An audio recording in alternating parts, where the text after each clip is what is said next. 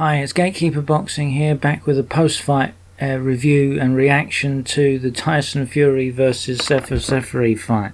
And where do I start? I mean, it was like a circus show in there, or a pantomime or something. It was comical at times. I mean, Tyson Fury was trying to land shots. SEFER SEFERI really had no interest in a fight at all, except occasionally coming in, trying to throw some overhand rights.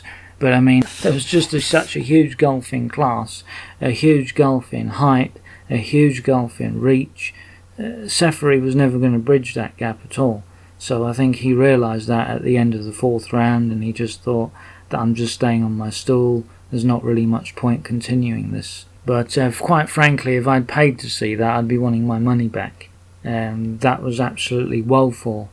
And Tyson Fury, he's got a lot of improvements to make. He looked clumsy, he looked cumbersome, and he wasn't anywhere near as nimble as against Klitschko or in some of his other fights.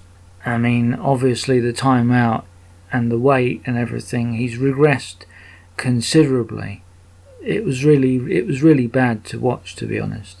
So if Anthony Joshua had been in there with him last night, I feel the fight would have been over in a couple of rounds.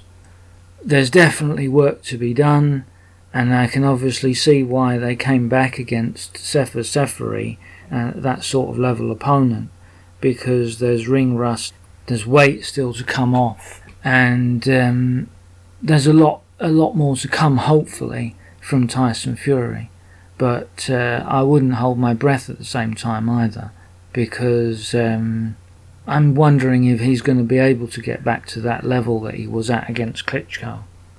So that's my review on the Tyson Fury fight. I hope you can check out some of my other videos and subscribe to the channel. Thanks for listening. It's Gatekeeper Boxing out now.